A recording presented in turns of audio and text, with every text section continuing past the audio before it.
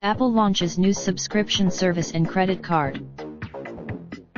Apple prepared to lift the curtain on Monday on a television and movie streaming service that will allow users of its 1.4 billion gadgets to stream television shows and movies, both Apple originals and those from other creators, in a first step to challenge streaming video leaders Netflix and Amazon. Chief Executive Tim Cook introduced Monday's event at the glass-enclosed Steve Jobs Theater at Apple's Cupertino, California, headquarters, saying the event would focus on the technology company's services, not its hardware. Highlighting entertainment and financial services that run on its 1.4 billion consumer devices, rather than the devices themselves, is a momentous strategy shift led by Chief Executive Tim Cook, who succeeded the late Steve Jobs in 2011. The company led off the event with an announcement that its free news app will now come in a paid subscription version, called Apple News Plus, which curates a range of news articles and will include 300 magazines including National Geographic, People, Popular Science, Billboard, and The New Yorker. Apple said it would. Apple also introduced a titanium, laser-etched Apple Card backed by Goldman Sachs Group Inc. and MasterCard Inc. that can track spending across devices and pay daily cash back on purchases. Cook also said Apple Pay, its digital wallet, will soon be usable on public transit systems in Portland, Oregon, Chicago, and New York City. Apple Pay will be a Hollywood celebrities trek to Apple's home to help debut a revamped Apple TV digital storefront.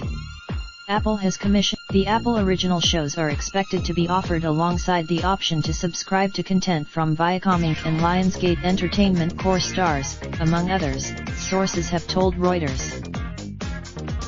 Apple will join a crowded field where rivals such as Amazon.com's Prime Video and Netflix Inc. have spent heavily to capture viewer attention and dollars with award-winning series and films. The big tech war for viewers ignited a consolidation wave among traditional media companies preparing to join the fray. Walt Disney Co., Apple's jump into original entertainment, signals a fundamental shift in its business. Sales of hardware revenue from its services segment, which includes the App Store, iCloud, and content businesses such as Apple Music, grew 24% to $37.1 billion in fiscal 2018.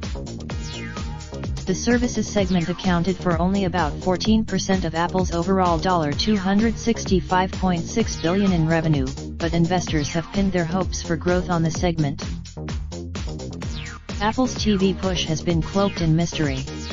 Even producers. The company also introduced Apple Arcade, a game subscription service that will work on phones, tablets and desktop computers and include games from a range of developers.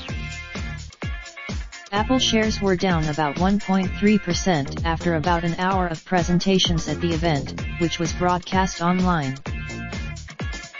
Original Apple shows. While Apple plans to spend $2 billion on original shows this year and has hired Hollywood veterans to oversee them, it is unlikely to take on Netflix Inc. or Amazon.com Inc. directly by including libraries of older shows.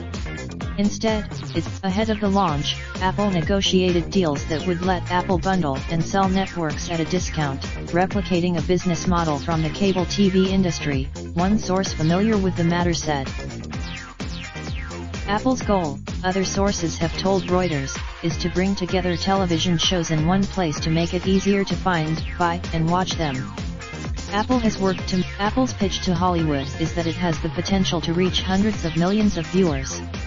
The company said it, but the Silicon Valley company has a history of making quick progress. When coming from behind, it launched its Apple Music streaming service years after rival Spotify Technology SA, but has garnered 50 million listeners, nearly half of Spotify's 96 million premium subscribers. And Apple in January.